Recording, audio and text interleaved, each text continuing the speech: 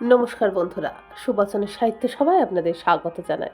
আজ আমি আপনাদের কাছে পড়ে শোনাব আলবার্তো মোরাভিয়ার গল্প ইতালিয়া। আলবার্তো মোরাভিয়া একজন ইতালিয়ান লেখক। 1907 সালে আলবার্তো মোরাভিয়া রোমে জন্মগ্রহণ করেন। তার আসল নাম আলবার্তো পিনচেরল। তার বিখ্যাত বই উদাসীন যারা, রোমের রমণী ইত্যাদি। আজকের গল্পটি অনুবাদ করেছেন শ্রী কমল গুপ্ত। ইতালিয়া। লোকটা আমি রোগাটে আর সহজেই ঘাবড়ে যাই। সরু সরু হাত, লম্বা লম্বা ঠ্যাং, আর পেট সেটা তো এত বসা যে কোমরে প্যান্ট থাকতে চায় না, হর হর করে নেমে আসে। অর্থাৎ ভালো একটি লরি ড্রাইভারের কোনো গুণই আমার নেই। লরি ড্রাইভারের দিকে তাকিয়ে দেখেছেন কখনো? লরি ড্রাইভারেরা সবাই বেশ দশাসই চেহারার লোক হয়। ইয়া চওড়া কাঁধ, তাগড়াই হাত, পেট আর পিঠ শক্ত সমর্থ। লরি ড্রাইভারের এই হাত, পিঠ, পেট, এই তিনটি জিনিসই চাই। হাত চাই স্টিয়ারিং হুইল ঘোরানোর জন্য। সাধারণত স্টিয়ারিং হুইলের বের হাতের প্রায় সমান সমান হয়, আর পাহাড়ি রাস্তায় কখনো কখনো পুরো হুইলটাই ঘোরাতে হয়। জোরদার পিঠ চাই ঘন্টার পর ঘন্টা ঠায় একভাবে বসে থাকতে, তাই পিঠে ব্যথা করলে বা শক্ত হয়ে গেলে চলে না। এবং শেষমেশ চাই পেট। সিটে সেঁটে বসে থাকতে হবে মাটির বুকে শক্ত পাহাড়ের মতো। শারীরিক দিক থেকে তো এই ব্যাপার। মানসিক দিক থেকে দেখতে গেলে আমার যোগ্যতা আরও কম। লরি ড্রাইভারের কোনো রকম স্নায়বিক দুর্বলতা, খামখেয়ালিপনা বা ঘরের দিকে পিছুটান থাকলে চলবে না। এক কথায় সব রকম সূক্ষ্ম অনুভূতিকে বিসর্জন দিতে হবে। লরি চালানো এত একঘেয়ে আর ক্লান্তিকর কাজ যে আস্ত একটা ষাঁড়ও ঘায়েল হয়ে যাবে। আর নারী সংক্রান্ত ব্যাপারে মোটেই মাথা ঘামানো চলবে না। এই ব্যাপারে তাকে নাবিকদের মতো হতে হবে। তা নয়তো ওই সর্বক্ষণ আসা যাওয়ার কাজে সে স্রেফ পাগল হয়ে যাবে। কিন্তু আমার মাথায় নানান চিন্তা ঘুরপাক খায়। মেজাজে আমি মন মরা ও নারী জাতির প্রতি আসক্ত। এইসব সত্ত্বেও আমি লরি ড্রাইভারই হতে চাইলাম। তার একটা ট্রান্সপোর্ট কোম্পানিতে চাকরিও জুটিয়ে ফেললাম। আমার সঙ্গী হিসেবে পালমরি নামে এক চাষারের ছেলেকে দেওয়া হলো। ওকেই লরি ড্রাইভার হিসাবে ঠিক ঠিক মানায়। অবশ্যই তার মানে এই নয় যে লরি ড্রাইভাররা সবাই এক একটি গবেট, কিন্তু ও একটা আস্ত আকাট। লরি ওর ধ্যান জ্ঞান। বয়স 30 পেরিয়ে গেলে হয় কি বুড়ো খোকা। গাবদা গোবদা গোলগাল মুখ, বসা কপালের নিচে ছোট্ট দুটি কুতকুতে চোখ, আর মানি ব্যাগের মুখের মতো এক চিলতে ঠোঁট। মাঝে মাঝে ঘোঁত ঘোঁত করে কথা বলে, এছাড়া বিশেষ মুখ সে খোলে না। একমাত্র খাবার কথাতেই ওর বিশেষ উৎসাহ দেখা যায়। নেপলসে যাবার পথে ইত্রির এক সরাইখানায় ঢুকেছে একদিন। ক্লান্ত লাগছিল, খিদেও পেয়েছিল বেজায়। খাদ্যবস্তু বিশেষ কিছু চোখে তো পড়ল না। দেখলাম বিন আর শুয়োরের শুকনো মাংস দিয়ে রান্না করা হচ্ছে। এসব আমার চলে না।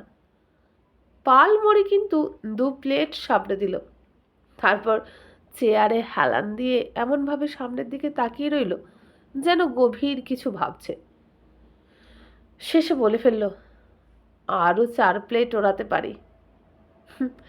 এই কথাটা বলতে ওর এত ভাবনা চিন্তা করতে লাগলো। এহেন লোক যে কিনা কাঠ কিংবা পাথর দিয়ে তৈরি হলেই মানাতো বেশি, সেই হলো আমার সর্বক্ষণের সাথী। তাই ইতালিয়ার দেখা পেয়ে যেন বেঁচে গেলাম।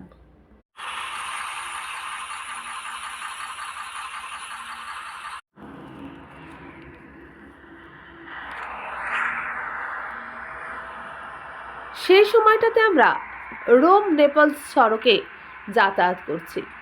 আর নিয়ে যাচ্ছি নানা রকম জিনিস, প্রায় সব রকম জিনিসই বলা চলে। ইট, লোহা, নিউজ প্রিন্ট, কাঠ, ফল, এমনকি কখনো কখনো মেয়ের দলও চালান দিই। ইতালিয়ার সঙ্গে আমার দেখা হয় তেরাশিনায়। হাত দেখিয়ে লরি থামিয়ে ওকে রোমে পৌঁছে দিতে অনুরোধ জানালো ও। সচরাচর এরকম অনুরোধ আমরা রাখি না, ওপর থেকে বারণ আছে। কিন্তু ইতালিয়ার দিকে এক নজর তাকিয়েই বুঝলাম এই নিয়ম এখানে খাটবে না। ওকে তুলে নিলাম। লাফিয়ে উঠতে উঠতে ও বলল, বরাবর দেখেছি লরি ড্রাইভাররা ভারী লক্ষ্মী ছেলে হয়। ইতালিয়ার চেহারায় চটক আছে, এ কথা মানতেই হবে। লিকলিকে সরু কোমরের উপরে টাইট জাম্পারের মধ্যে ফুটে উঠেছে গোটা শরীর, দেখলেই কামড় মারে। লম্বা গলা, ছোট মাথার বাদামি চুল, একজোড়া সবুজ চোখ, দীর্ঘ শরীরের তুলনায় পা দুটো একটু বাঁকা, হাঁটু বাঁকিয়ে হাঁটছে মনে হয়। ঠিক সুন্দরী না হলেও একটা কিছু আছে যেটা ওর দিকে সবার নজর টানে। প্রমাণ মিলল হাতে নাতে। আমরা তখন সিস্তারনার কাছে এসে গেছে। পালমরি লরি চালাচ্ছে। ইতালিয়া ওর হাত আমার হাতে চালান করে দিল। আমি একটা হাতের ওপরে চাপ টের পেলাম, নিবিড় চাপ। ভেলেত্রি পৌঁছানো পর্যন্ত এভাবে চলল। ওখানে পালমরির কাজ ফুরলো। আমি ড্রাইভারের সিটে গিয়ে বসলাম। গরমের দিন, বিকেল 4টে এরকমই হবে। সবচেয়ে গরম এই সময়টা। ঘামে আমাদের হাত পিছলে পিছলে যাচ্ছিল। থেকে থেকে ওর সবুজ মায়াবী চোখ মেলে তাকাচ্ছিল আমার দিকে। মনে হলো এতদিন জীবনটা তো অ্যাসফল্টের একটা একঘেয়ে সড়ক ছাড়া আর কিছুই ছিল না। এবার বোধহয় জীবনে আলো এলো। সিস্তারনা থেকে ভেলেত্রি যাবার পথে পালমরি নামলো গাড়ির চাকাটা দেখতে। এই সুযোগটা ছাড়লাম না। ইতালিয়াকে একটা চুমু খেলাম। ভেলেত্রিতে এসে খোশ মেজাজেই পালমরির সঙ্গে জায়গা বদল করলাম। আপাতত এটুকুই যথেষ্ট। এরপর থেকে ফি সপ্তাহে একবার কি দুবার ইতালিয়া নিয়মিত ওকে রোম থেকে তেরেসিনা আর তেরাসিনা থেকে রোমে নিয়ে যেতে বলতো আমাদের। আমরাও নিয়ে যেতাম। সকালের দিকে ও দেয়াল ঘেঁষে দাঁড়িয়ে থাকতো। হাতে সবসময় একটা সুটকেস থাকতো। আর পালমরি গাড়ি চালাচ্ছে দেখলে ইতালিয়া সারাটা রাস্তা আমার হাত ছাড়তো না। নেপলস থেকে ফেরার পথে তেরাসিনাতেই ও আমাদের জন্য অপেক্ষা করত। গাড়িতে উঠেই হাত জড়িয়ে ধরত। সোজা কথা, আমি তখন ওর প্রেমে হাবুডুবু খাচ্ছে। স্ত্রী লোকের সংস্পর্শ পেয়েছি বহুদিন পর। অবস্থা এমন দাঁড়িয়েছে যে ইতালিয়া একটু মুখ ভার করে তাকালে বুকটা মুচড়ে ওঠে। বাচ্চা ছেলের মতো চোখে জল এসে পড়ে। জানি পুরুষ মানুষের এরকম চোখে জল মানায় না, কিন্তু হাজার চেষ্টা করেও তো ঠেকাতে পারি না। গাড়ি চালাতে চালাতে নিচু গলায় বাক্যালাপ চালাতাম, আর পালমরি ব্যাটা পড়ে পড়ে ঘুমোতো। কি অত কথা বলতাম কে জানে। নিছক প্রেমালাপে যেমন হয় তেমনি কত অর্থহীন কথা হয়তো বলে গেছি। তবে এইটুকু মনে আছে, সময় যে কখন কেটে যেত টেরই পেতাম না। যে পথ আগে ফুরোবে না বলে মনে হতো, তাই কত ছোট্ট হয়ে গেল। গাড়ির স্পিড কমিয়ে দিতাম।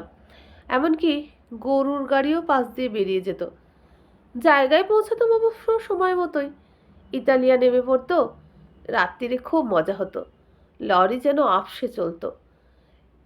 দূরে অন্য গাড়ি আলোর সংকেত জানিয়ে যখন নিভতে চলতো, মনে হতো আমিও আমার গাড়ির আলো এভাবেই নেভাই জ্বালাই, যাতে ওরা বোঝে যে আমার মন খুশিতে ভরপুর। ইতালিয়ার সঙ্গে যেতে যেতে সারা রাত কিভাবে কেটে যেত। সবসময় আমার বলতে ইচ্ছে করতো, আমি ইতালিয়াকে ভালোবাসি, ইতালিয়া ভালোবাসে আমাকে। পালমরিকে দেখে মনে হতো হয় হোক কিছুই দেখেনি, নয়তো না দেখার ভান করছে। ইতালিয়া যে এত ঘন ঘন যাতায়াত শুরু করেছিল, সেজন্য এতটুকু আপত্তি কখনো সে করেনি। ইতালিয়া যখন গাড়িতে উঠতো, ও তখন ঘোঁত ঘোঁত করে সম্ভাষণ জানাতো, আর তারপরে একটা বসবার জায়গা করে দিত। ইতালিয়া সবসময় মাঝখানে বসতো, কারণ অন্য গাড়ি ওভারটেক করতে গেলে পালমুড়িকে দেখতে হতো রাস্তা ঠিক আছে কিনা। এমনকি ইতালিয়ার সঙ্গে সম্পর্ক আছে এমন একটা কথা যখন উইন্ডস্ক্রিনের কাঁচের উপর লিখলাম, তখনও পালমুড়ি মুখ খুলল না। অনেক ভেবেচিন্তে সাদা হরফে লিখলাম, ইতালিয়া দীর্ঘজীবী হোক। পালমুড়ি প্রথমে বোধহয় বুঝতে পারেনি। অন্য লরি ড্রাইভাররা ঠাট্টা করে বলতে লাগলো যে আমরা এত দেশভক্ত হয়ে উঠলাম কেন। পরের দিকে পালমুড়ি বলেছিল, ওরা ভাবে ইতালি দেশের কথা লিখছ, আসলে তো মেয়েটা তোমার মাথায় বুদ্ধি আছে। যাক, হাঁদারাম তাহলে কিছু বুঝেছে। এভাবে মাস দুয়েক কি তারও বেশি গড়িয়ে গেল। এরপর একদিন আমরা ইতালিয়াকে যথারীতি তেরাসিনায় নামিয়ে নেপলসে পৌঁছে দেখি জিনিসপত্র খালাস করে তখনই আমাদের রোমে ফেরবার তলব পড়েছে। নেপলসে রাত কাটাবার দরকার নেই। মেজাজটা বিগড়ে গেল, কেননা পরদিন সকালে ইতালিয়ার সঙ্গে দেখা হওয়ার কথা। কিন্তু কি করা যাবে, হুকুম তো মানতেই হবে, কর্তার ইচ্ছায় কর্ম। স্টিয়ারিং ধরে বসলাম আর পালমুড়ি পড়ে পড়ে নাক ডাকতে লাগলো। ইত্রি পর্যন্ত সব ঠিকঠাকই চলল। বহু বাঁক আছে এই রাস্তায়, আর রাত্রিরে লরি ড্রাইভারের শরীর যখন ক্লান্তিতে ভেঙে পড়ে তখন রাস্তার বাঁকই তাকে সজাগ রাখে, প্রকৃত বন্ধুর কাজ করে। কিন্তু ইত্রি পেরিয়ে ফলদির কমলা বাগিচার মধ্য দিয়ে যেতে যেতে আমার দু চোখ ঘুমে জড়িয়ে এলো। জেগে থাকার জন্য তখন ইতালিয়ার কথা ভাবতে শুরু করলাম। ভাবতে ভাবতে দেখলাম ইতালিয়ার চিন্তা বনের শাখা প্রশাখার মতো জট পাকাতে পাকাতে এক জমাট অন্ধকারে গিয়ে শেষ হয়েছে। হঠাৎ নিজের মনে বলে উঠেছিলাম, মনে আছে, ভাগ্যিস ইতালিয়ার কথা ভাবছিলাম তাই জেগে আছি, নয়তো কখন ঘুমিয়ে পড়তাম। বলা বাহুল্য, আমি ইতিমধ্যে ঘুমিয়ে পড়েছিলাম আর চিন্তাটা এসেছিল ঘুমের মধ্যে। এতে ঘুম আরো জেঁকে এলো। হঠাৎ এমন সময় টের পেলাম লরিটা রাস্তা ছেড়ে একটা গাড্ডায় পড়ে যাচ্ছে।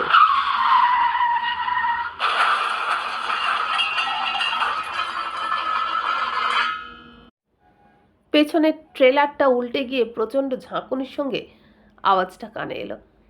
লরিটা আস্তে আস্তে যাচ্ছিল বলে রক্ষে, তাই আমরা চোট পাইনি। কোনো মতে বেরিয়ে এসে দেখি ট্রেলারটা একদম উল্টে গেছে, চাকা শূন্যে, আর রং করা চামড়ার বোঝা গাড্ডায় পড়ে আছে। চারিদিক অন্ধকার, চাঁদ নেই, তারা ভরা আকাশ। দৈবাত আমরা তেরাসিনার কাছাকাছি এসে পড়েছিলাম। ডান দিকে খাড়া পাহাড় আর বাঁ দিকে আঙুর বাগান ছাড়িয়ে নিস্তরঙ্গ কালো সমুদ্র। পালমুড়ি শুধু বলল, কাণ্ডটা যা হোক করে ছাড়লে। তারপর জানালো তেরাসিনা গিয়েই আমাদের সাহায্য চাইতে হবে, রাস্তা বেশি দূরে নয়। কাজেই তেরাসিনার কাছাকাছি আসতেই পালমুড়ির খাই খাই ভাব যথারীতি জেগে উঠল।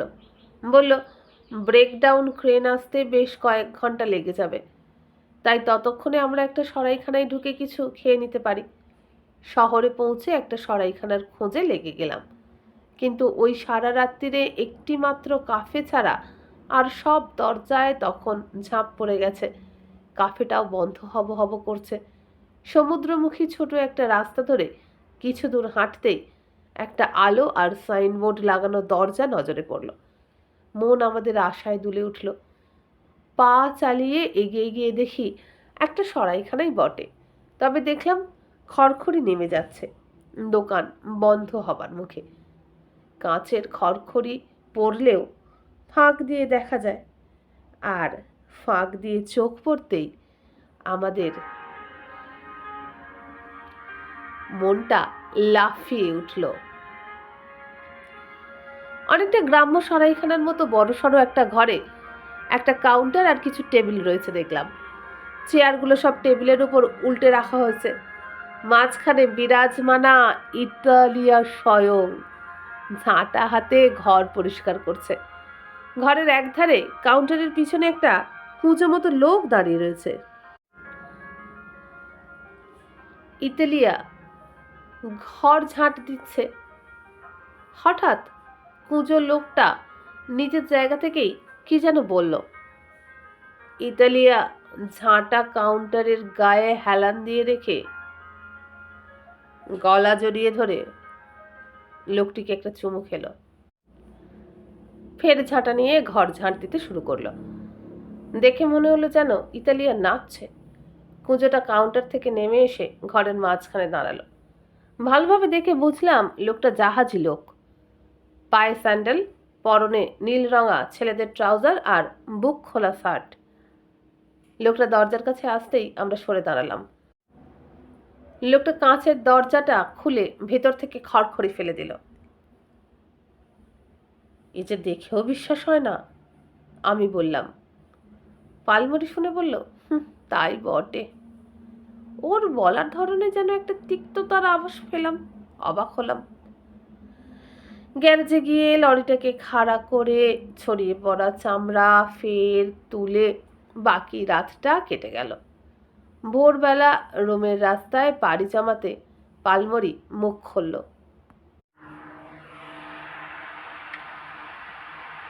দেখলে কাণ্ডটা? কুত্তিটা কি ক্ষতিটাই করলো আমার। পালমুড়ির কথা শুনে আমি অবাক। তার মানে? কত কথাই না ও বলেছে আমাকে। টেনে টেনে একঘেয়ে সুরে বলে চলল পালমুড়ি।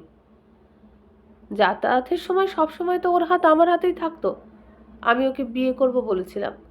ও আমার একরকম বাগদত্তা ছিল বলতে গেলে।